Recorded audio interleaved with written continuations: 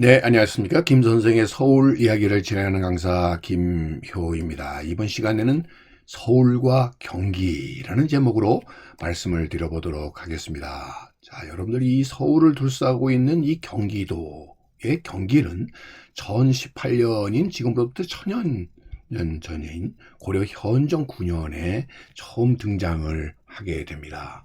이 당시에 도읍이었었던 서울의 고려시대의 수도 개성 인근의 경현과 기현을 합쳐서 바로 이 경기라고 불리우게 되었고요. 여기서 이 기자가 땅 기자가 되다 보니까 황제가 머무는 왕성을 중심으로 하는 주변 200km 이내의 땅을 가리키는 말로 경기가 쓰여지게 되었고요. 결국 이 서울을 아우르고 있는 이곳 경기는 왕의 정치가 우선적으로 시행되는 곳이라고 하는 의미를 가지고 결국 이 서울과 경기는 그런 의미에서 하나의 몸으로서 이렇게 출발을 했다라고 보시면 되겠습니다.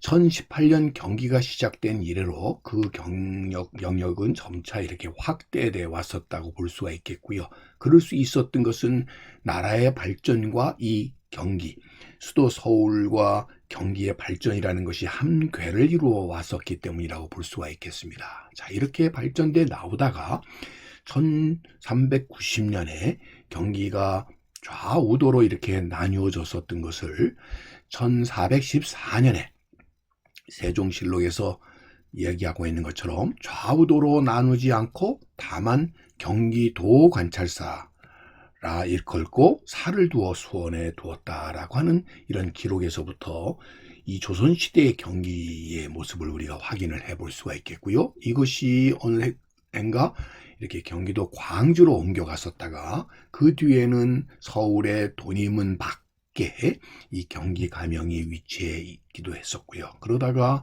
1896년에는 경기 가명이 수원으로 이전을 했었고 1910년대에는 광화문의 의정부 자리에 경기도청이 옮겨와 있기도 했었다라고 보시면 되겠습니다. 그랬던 것이 다시 수원 팔달산 아래에 경기도청이 옮겨가 50여 년을 위치하고 있다가 작년 이후부터 경기도청 신청사가 이 광교로 이렇게 옮겨가 오늘에 이르고 있다라고 보시면 되겠습니다.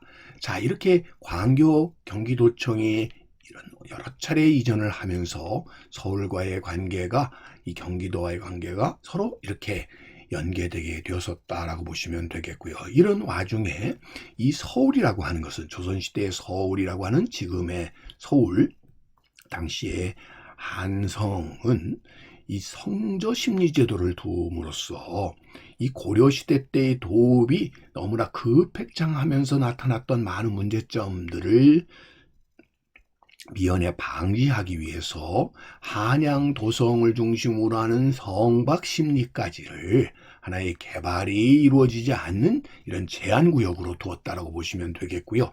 이것을 소위 금송지역과 금장지역이라고 해서 소나무를 베거나 무덤을 쓰지 못하는 지역이라고 하는 오늘날로 따지면 그린벨트와 같은 개념들이 도입이 되게 되면서 결국 이 서울의 발전, 이 확장 자체를 근본적으로 차단해 왔었다고 볼 수가 있겠습니다. 그래서 조선시대는 인구가 이렇게 변화되고 또 그에 따라서 서울시의 인구도 이렇게 증가되는 상황 속에서도 결국 이 기본적으로 조선이 도읍으로 이 한양을 정한 이래로 기본적인 틀이 되었었던 이 내사산 안에 이 한양의 기본적인 틀을 그대로 유지해 왔었다라고 보시면 되겠습니다. 그랬던 역사에 큰 변화가 나타나게 된 것이 바로 1911년부터의 이런 확장이 일어나게 되면서 한성부와 성저심리라고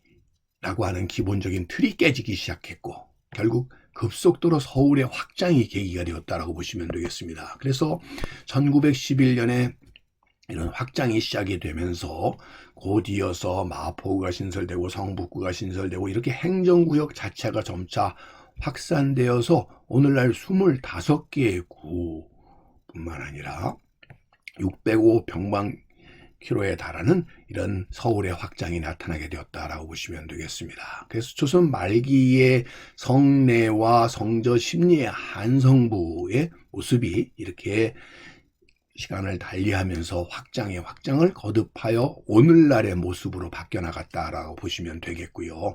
이것을 연대순으로 이렇게 표시해 보면은 결국 이 한성부라고 하는 도성 내에서부터 성저 심리의 틀이 점차 퍼져나가면서 동서남북으로 이렇게 확산이 거듭되게 되어서 그 변화의 모습을 한마디로 이렇게 정리해 내려 볼 수가 있겠고요. 결과적으로 오늘날 서울에는 25개의 구가 나타나게 되었었고, 처음에 시작을 했을 때는 종로, 중구, 용산구, 동대문구, 동대문, 서대문, 성동, 영등포구의 7개 구로부터 시작해서 25개 구로 10차례 걸친 행정구역의 개편이 나타나게 되면서 오늘날의 서울이 모습이 되게 되었고요. 강북의 14개, 강남의 14개의 구가 이루어지게 되었다라고 보시면 되겠습니다. 그래서 지금 녹색으로 표시되어 있는 이런 그린벨트가 점차 해제되기 시작하면서 결국 이 확산의 궤가 결국